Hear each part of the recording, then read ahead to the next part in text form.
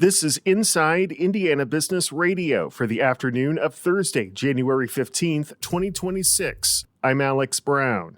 Ohio-based The Andersons, Inc. is planning a major expansion of its ethanol production plant in Cass County. The agricultural and renewable fuels company says it will invest $60 million at the facility in the unincorporated community of Climbers, which is expected to increase its ethanol capacity to 30 million gallons by mid-2027. The Andersons said the expansion will help the company meet rising market demand for ethanol in the U.S. and beyond. The Climbers plant currently has 55 employees. However, the company said because the investment focuses on process improvements at the facility to increase production, it does not anticipate adding new jobs as a result. A pair of foundations dedicated to the cultural enrichment of the Wabash-area have finalized their merger, which now makes the historic Charley Creek Inn a Honeywell Arts and Entertainment venue. The Honeywell Foundation and Charley Creek Foundation completed the merger last month. Honeywell said it aims to preserve the legacy of the century-old inn while expanding opportunities for tourism and events. Zionsville-based Intelligent Living Solutions has broken ground on a 20,000 square foot facility in the town's Creekside Corporate Park. When complete by the end of this year, the building will house both the company and other tenants, including a possible restaurant. From the number one source for Indiana business news, this is Inside Indiana Business Radio. Thanks for listening to this IBJ Media podcast. You're probably going to remember this ad. Do you know why? Podcast advertising works.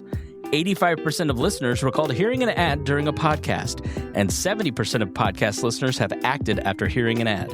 So whether you're looking to be heard across the entire IBJ Media Podcast Network, sponsor one of our shows, or just start with a 30-second ad, IBJ Media can help. Contact advertise@ibj.com to learn more. Legislation beefing up Indiana's employment eligibility verification law no longer threatens violators with a year-long ban from public works contracts following major edits Wednesday. IIB's Aubriana Herron has more. The reworked Senate Bill 87 now offers employees that, acting in good faith, misidentify a worker as eligible to work immunity from civil liability. Republican Senator Linda Rogers of Granger brought a significant amendment before the Senate's Pension and Labor Committee, which she chairs. The legislation explicitly extends the state's existing E-Verify requirement to all public works projects. Witnesses previously complained of loopholes allowing certain construction managers to self-perform checks. Before their employees begin work, contractors would have to provide the entity that hired the company with a notarized affidavit affirming they don't knowingly employ unauthorized workers and run employees working on the project through E-Verify. The internet-based federal program cross-checks a new hire's eligibility to work in the U.S. In response to concerns prime contractors would be responsible for their subcontractors' mistakes, Rogers' amendment specifies the requirements apply to a firm's direct employees. Contractors would be prohibited from employing people that don't pass E-Verify muster, although workers would be able to join the project later if they get a valid number. The bill was approved unanimously and now heads to the Senate floor.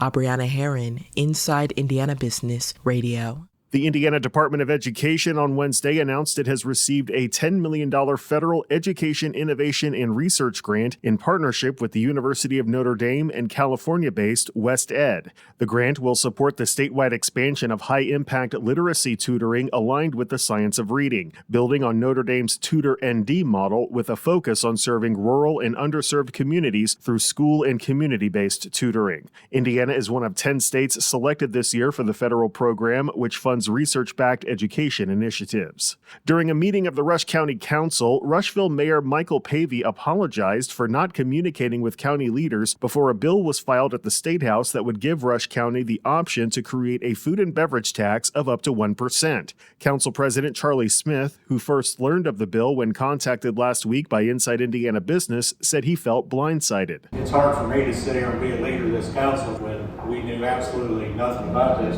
As long as I'm in this chair, and it has to do with fiscal. The phone needs to be picked up and called and said, are you guys willing to do this on board or not on board?